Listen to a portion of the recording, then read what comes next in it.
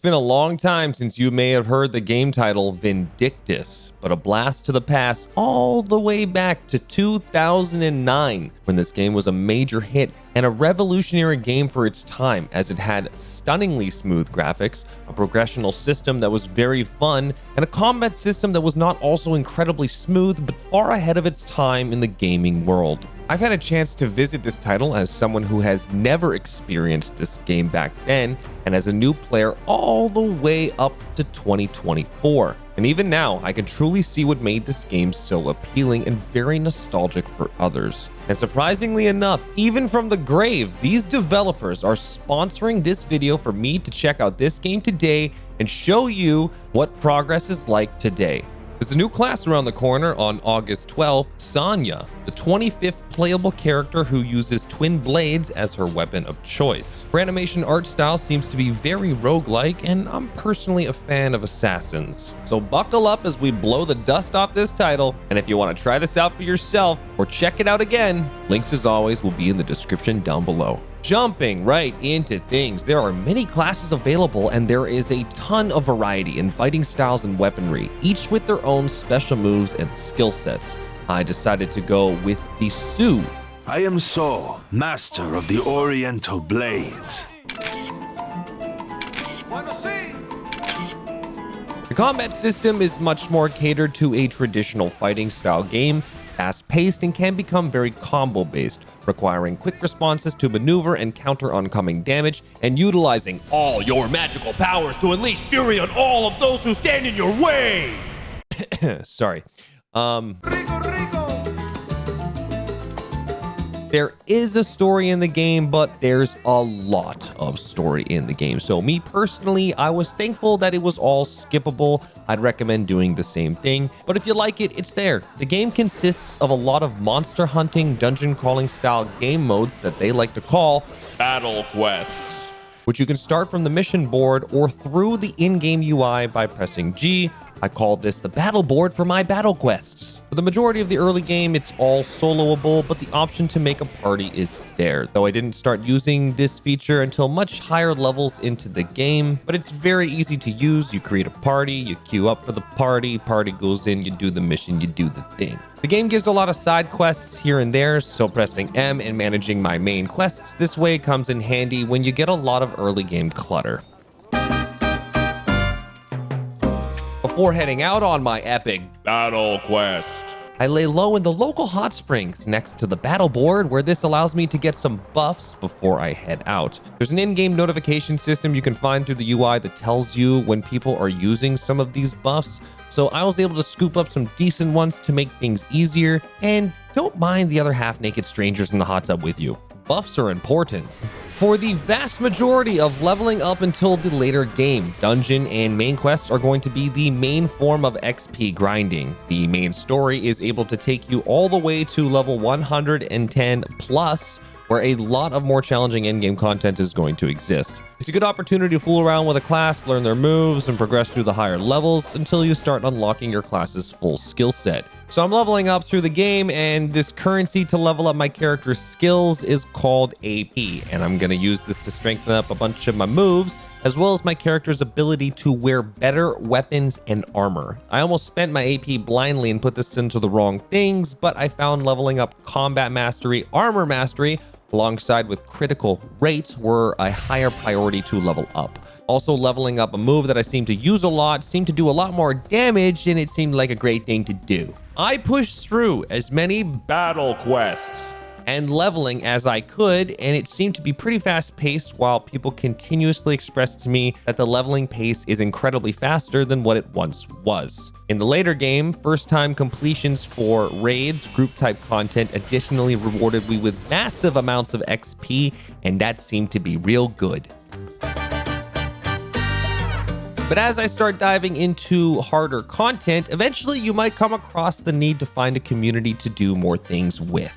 This is easily findable through the in-game UI by pressing Y, and you can open the guild menu. And to my surprise, there were still active guilds that you can apply for. Or if you want, you can create a guild of your own for the small fee of 300,000 gold, which you do easily come across simply by progressing through the campaign. but applying for a guild will be incredibly helpful at this time because it's useful for the 4 to 8 man dungeon and raid content. And it further helped in case I ever ran into a position where the campaign mission also became harder and I just needed a hand with something. And there seemed to be lots of people that were happy to help. Being in a guild is also extra beneficial for passive guild buffs to make you stronger, alongside guild skills that can be applied to its members, such as bonus XP and additional core drops to do more raid content together. It's all good to be in and a part of.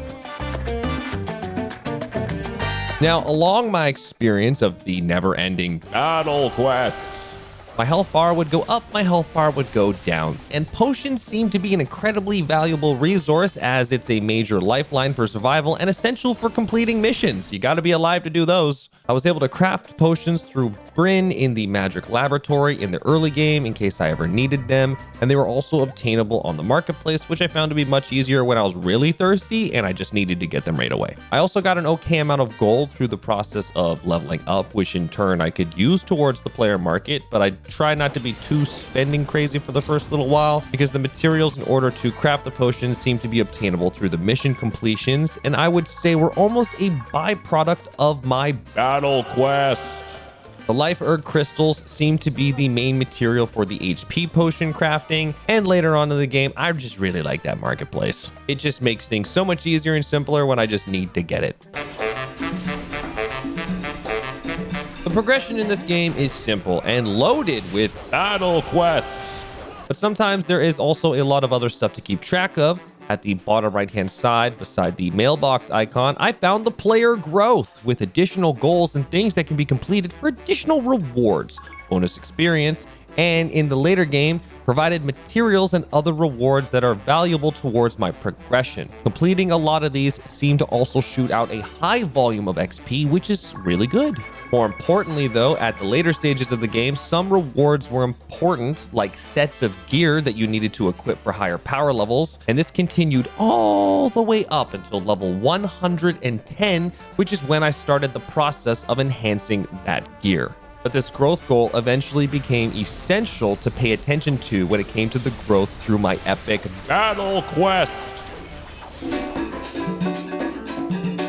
Along your earlier travels, you will have the choice to choose a transformational path that I would consider your ultimate move. You can either choose the Dark Knight or the Paladin camp, and choosing either will grant you an ability to transform into your ultimate form, where you deal more damage, take less damage, and this special effect is applied only for a certain period of time. This special stance can be filled up to 3 times and consumes a special currency called Path Points, which is a currency you earn from completing missions, and you'll be able to use this form once again once you've earned enough to fill up the move. From what I've learned, I'd suggest just choosing whatever looks cooler to you. The player feedback has made me aware that this suggestion will eventually just be a cosmetical difference, as once the stats for this form are maxed out, there's not much of a difference in DPS output. Now, as I continue to level up through my battle quest, more little goodies start to appear as I continue to level up. These shining jars seem to tickle my inner kleptomaniac and felt important to grab, and weed-eating the garden of these luminary trees, as they were called, were important to gather for potion crafting and finding additional materials for progression. But more importantly, in the making of this video, a lot of endgame content seems to open up around level 100 and level 110, where I could start grinding content like the Abyssal Arena, a multi-layered dungeon run that is more efficient to run with parties, and to my pleasant surprise, the parties didn't take too long to fill. Soon I hit level 110, and accessing more of the later content starts to open up. Abyssal Tower opens up to a second tier, and another game mode called Red Moon Energy becomes playable, which is another good game mode to farm materials used for consumables and leveling weapons and armor. Look at me, I'm so far now. So at this point, I am now seasoned, both salted and peppered in battle quests, and the grind starts to begin for me. Yes, the true MMO opens up. At this point, I have more access to all of the raiding content through the Redeemers. This content is more focused towards 8-man groups, as well as the space-time distortion content, which is also 8-man raid style content. But a lot of this content now starts to become more character gear based as well as statistical based. as power levels really start to matter in this later progressional content. Eventually, at level 115, I'll be able to unlock the Hall of Fallen Knights raid, but currently as a new player, veterans are telling me that this content I'm not going to be able to complete until I have the appropriate gear and stats, as the level will not matter much in terms of power output for this content. The raids themselves have completion limits that reset weekly, as well as the Abyssal Arena, so progression towards my gear, grinding materials for enhancing my gear, and completing player growth goals become more of an area to focus now, as that's what players now are telling me to focus on. Completing any content that can give me permanent stat upgrades has now become an essential to complete. But I've been grinding my battle quest for a very long time, and I think I need a nap. So we will pick this up in the next video and continue this Blast to the Past series up for the next one. I had a ton of fun doing something different to what I normally cover, so I do hope this was a fun watch and revisit for yourself as well. Thanks again to the developers of Vindictus for sponsoring this video. Check out the link in the description if you want to play this for yourself. See you later.